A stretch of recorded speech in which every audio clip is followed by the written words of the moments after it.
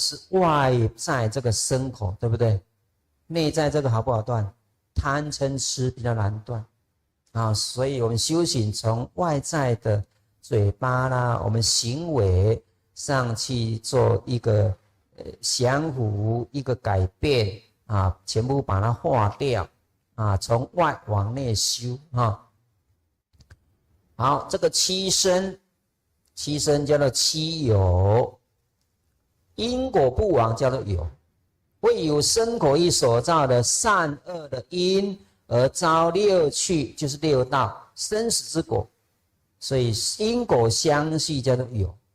我们如果造业了，就会有七有，哪七有？第一，地狱啊，这个我们这个一看就了解。地狱有，第二，畜生有，落入畜生道；第三，恶鬼有，落入这个恶鬼道；第四，天有。我们如果守五戒、行十善，各位就会有天有。什么天有？就会升天。三界里边有28天嘛，就会到这个诸天去受果报。还有人有，我们如果修五戒十善，我们也会怎么样？在人道里面享受人道的果报。那第六业有，就是造业啊，我们造业因果不亡，这个叫业有。第七中有，这个大家比较少看到，中有就是中因，就是我们众生啊，在我们这一辈子死后，那是为脱胎现在所造的善恶业因，必起当来善恶诸气之果，因果不亡，这个叫中有。我们看了一下什么中有，我们一般讲的中阴身，有没有？中阴身就是人死后还没有投胎之前，有一个很维系的物质形成的化身身来维系这个生命，这个化身身叫做中阴身。这个中阴身在最初的49天当中啊，每7天有一个生死。经过7番的生死，等待业缘的安排而去投生。简单说，我们死后在还没有投生之前，这一段叫做中阴身啊。这个佛法名词我们了解一下。好，七渣最后就是要得到什么？七结婚。这七结婚是佛法里面37道品里边的其中的7种。我们简单看一下，结有结了觉察之意，此谓使定慧均等之法，叫做等觉。觉法分为7种，哪7种？第一，择法菩提分，就是以智慧选择法的真伪。比如说我们今天修大乘佛法，修一贯道，我们这个法本身的真假，我们经过智慧去辨别，去做抉择，这个叫做择法菩提分。好了，那觉得这个道真、理真、天命真，对不对？就会发起什么心？精进心，就会精进菩提分，就以原本的心力行正法。第三叫什么分？喜结分，心得善法而心生什么欢喜？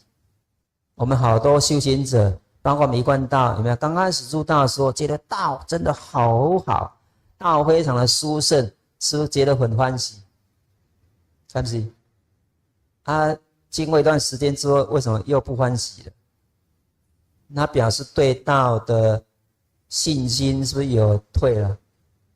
是的，那对道的这一种信心退了，我们精进心会不会退？也跟着退那懈怠就会产生怎么样？很多的烦恼，所以当然我们就欢喜不出来了。所以要小心我们这个念头。好，第4叫清安菩提分，各位修行能够修到清安那这个人不会退道。什么叫清安呢？就除去身心粗重的烦恼，而得到轻快安乐。越修我们的心呢越安然自在，越修我们身上的感觉越轻松，对不对？身轻心安呢、然后洗几步很沉重，走起路来啊，心事啊那啥人知？然后这个脸上也露不出一个欢喜的这个表情，这个早晚要退道，早晚绝对退道。为什么？因为已经种下退道的因了哈。所以各位，当我们觉得不能清安的时候，表示我们内在的烦恼很多。那烦恼怎么来的？我们要去关照啊，这个很重要的哈。好，第五叫做什么结分？练菩提分，时刻观念正法，而令其定慧均等。练修行的意思，我们要练修行。那什么叫修行？而且就是我们有什么功夫？2个字，定慧。我们的心是不是时常在稳定当中、安定当中、禅定当中？起码要稳定吗？最后要达到禅定呢？我们有禅定的功夫，我们自然生出什么智慧？什么叫智慧？心中时常的清清楚楚、了了分明，当然就产生刚才讲的欢喜啊，这个很重要的哈。第6叫做定菩提分，心为一境而不散乱。定就是我们的心专注不散乱啊，这个叫定啊。第7舍菩提分，舍离一切虚妄的法而力行正法。舍就舍掉心中一切的烦恼，也舍掉心中的这个贪心妄想，不实在的想法，我们全部放下了哈。好，这个就是以上慧基大师给我们勉励的依扎的意思哦，这个内容蛮多的哈，做参考。好，我们回到经文，这佛陀啊，他放光绕祇陀园7000之后，也照了悉达舍。那这个金色光就好像什么呢？霞影。而且什么叫霞影呢？霞影就是智光照在这个卷云所生的红色光，常显现在太阳出没之时。可见我们这里嘉义啊，是一个平原。以前后学在嘉义当过兵，在嘉义那个大林那个飞弹营啊，或者记得很清楚。我很喜欢这个傍晚时刻坐在那个草坪上，因为我们那个比较高，然后这个观看那个太阳下山，有没有？哇，那个影非常的漂亮，可惜以前没有智慧手机，不能把它拍下来。那个叫霞影，非常漂亮的红色光哈。那这个表示什么呢？窥基大师也有开示说光行如霞影者，表佛的法身啊，周遍法界。那这个化身呢，随物犹如霞影，应世身。什么叫世身？就是胎卵湿化的众生啊，说法以慈悲如影。这窥基大师真的智慧广大哈，这个霞影把它解释的这么有内容哈。就佛啊，他这个以他的德性啊，他的智慧来开示啊，这个众生啊，他的慈悲就好像天上的云这么样的，能够护庇众生哈。OK， 好，我们继续看哈。说佛陀啊，他放金色光，就像霞影一样啊，遍满整个舍卫国啊，那处处都有什么？都遇什么？金色莲花。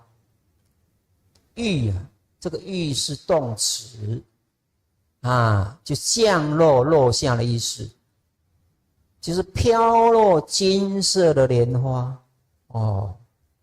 那我们看一下窥基大师的说明，玉莲花者，这个莲花本身有5种德性，所以我们说这个成就这个什么莲台，那莲花用莲花来表示一个人的成就我们来看一下为什么呢？莲花能够象征这个修行者的这个德性。我们看一下，花有5德，第一能够掩恶，就是比喻能够灭众生的一切罪恶啊。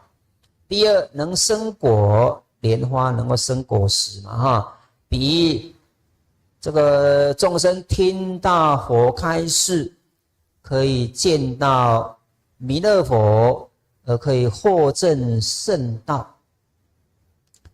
为什么窥基大师这里面时常提到弥勒佛？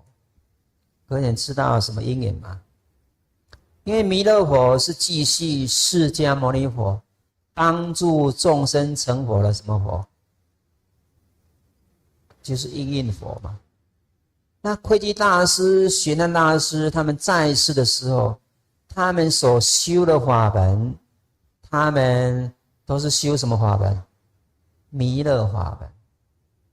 简单说，他们都上升什么净土？弥勒净土。所以他们会引导众生在目前的修行，未来要见到什么？弥勒佛。因为弥勒佛可以帮助众生成佛。现在跟随释迦牟尼佛修，未来要跟随哪一尊佛修？弥勒佛。所以众生都能遇到应应佛，那众生的佛缘就非常的深厚，我们的心就不会退转所以这里才时常提到了弥勒佛好，莲花第3个德性就是香气能够掩闻，就表示邪经见佛的音声能够掩证，就是一个修行者。他这个怎么样？他的美名，他美好的声誉能够演播的意思像莲花一样第4，莲花能够出水，比喻这个文经等能出什么？生死海。我们修行最基本的就是要什么脱离4生6道的轮回，因为4生6道都是苦海嘛所以这个表示能够出离生死的苦海。第5，莲花能够开敷，敷就是能够散布。莲花你看能够散开就对了表示今后佛能够开眼什么？能够陈述，能够散布这个妙义所以这个金色莲花有这么一个5种德性了解一下。好，我们回到经文，说呢这个火放大光明这个光明当中有无量百千的诸大化火。怎么样化火？就活菩萨以神通力化作火的火形，不是真火，是化火虽然是化火，也是活菩萨的这种神通力的这个示现好，这些化火皆唱誓言，今于此中有千菩萨，最初成火名居留孙，最后成火名曰什么？罗智。好，我们简单看一下千菩萨。在还没有了解千菩萨之前，我们先了解整个娑婆世界的一些真相。我们娑婆世界有刚开始成立，最后会达到这个空虚坏灭，这个过程有4个过程，叫成住什么坏空，我们简称为4个终结，叫成解、住解、坏解、空解每一个终结有20个小节那4个中解合起来叫一个大解，对不对？那每一个中解里面能够助人的只有一个中解，哪个中解？助解，成住坏空那个助。那助解，过去的助解叫庄严解，未来助解叫做心秀解，现在助解叫什么？贤解。现在的注解有千佛出世，那千佛最初成佛的，在这一部《弥勒上师》也讲了，叫居留生佛，最后成佛叫什么？罗氏佛。这个在现在贤解千佛明经这部经也谈到了，这部经把千佛的佛号全部都把它标出来了啊。那我们看前面几尊佛，第一尊佛叫南无居留生佛，第二尊佛叫南无居那含佛，第三尊佛叫南无迦摄佛。各位，这是迦摄佛，不是迦摄尊者哦。第四尊佛叫做南无释迦牟尼佛。那第五尊佛他们就有格外有关系哦，什么佛？南无弥勒佛。所以南无弥勒佛是贤解第5尊佛，释迦牟尼佛是贤解第几尊？第4尊。那最后一尊佛叫做南无什么？罗氏佛。那1000佛，当这个在贤解当中1000尊佛啊。那我们刚才讲过了，我们现在有几尊？我们现在是第几尊啊？我们现在是释迦牟尼佛交给什么？弥勒佛啊。现在是弥勒佛是未来佛，就是准备帮助众生成佛的应应佛。OK， 好。我们继续看经文，说是已呀，尊者阿耨教成汝几种禅期，以其见属250人居。这个佛经刚开头啊，都有一个很固定的模式。这个模式在我们前面讲过了，就是佛陀要涅槃之前啊，这个阿难尊者请示佛陀，以后经典啊。前面要安什么样的话语啊？这其中就是要介绍这个与会的这些成员。那所以现在开始就来介绍参加这一场法会的成员啊。那首先介绍是哪一位尊者？阿耨教成汝。这个阿耨教成汝，个点是有来历的哈。就是过去世啊，释迦牟尼佛在修忍辱仙人的时候，有没有？在这个山洞里面禅坐的时候，那当时的国王叫做歌利王，带了很多宫女啊，到这个花园里面去游玩。那后来这个歌利王误解这个僧人，以为僧人在勾引这些宫女。所以这个歌利王就指责这个僧人，你为什么在这边勾引我这些妇女呀？那僧人回答说，没有啊，我本身就没有什么欲望了，我实无欲望啊。这个歌利王又再次的这个提问啊，你如何说看到这些妇女而没有欲望呢？僧人说：“我持戒呀。那请问你持什么戒？我持忍辱戒。我听到忍辱啊，这个歌利王就不客气了，歌利王就拔刀就把那个忍辱仙人砍下去。一砍下去之后，还问这个仙人说：‘我砍你，你觉得痛不痛啊？’啊，哇，这个就一直砍，对不对？砍到最后就问他说：‘我这样砍你，你恨不恨我？’各位，这一句话就没搞哦。这个忍辱仙人说：“既无我，何来怒恨？”我已经修到没有我的存在了，我也不觉得痛，我也不觉得有在恨你啊。所以这个就是歌利王这个和忍辱仙人这一段的故事啊。那这个僧人啊，最后发出悲恩啊，若得成佛，我当先度你。各位，这个好像六祖大师有没有？我们在研究六坛经有没有？陈慧那个什么张行昌来到南方，这个要刺杀六祖，你看啊，后来六祖把他度化回来。各位，这一种佛的慈心悲恩，真是广大无边哈。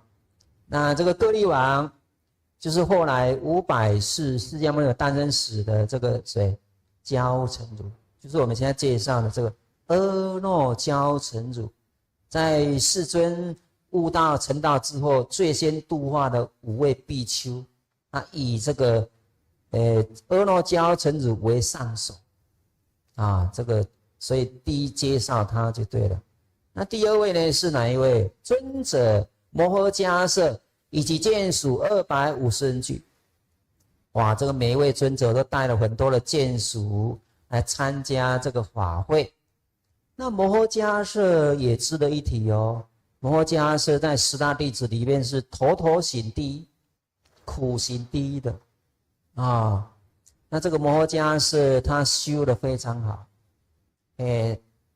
他这个父母亲呢一直要他成婚，他总觉得人生在世啊，本来就苦短无常，不需要结婚，而真正能够修行，这个是最好。那后来没办法，父母之病呢，就和那个妙贤和他妻子结婚。可是他们结婚有个约定，做个有名无实的夫妻，所以2个人就做了12年不同床的夫妻，一个睡床铺，一个睡地板。不容易哦，他父母亲归空之后，那摩诃迦叶先出家，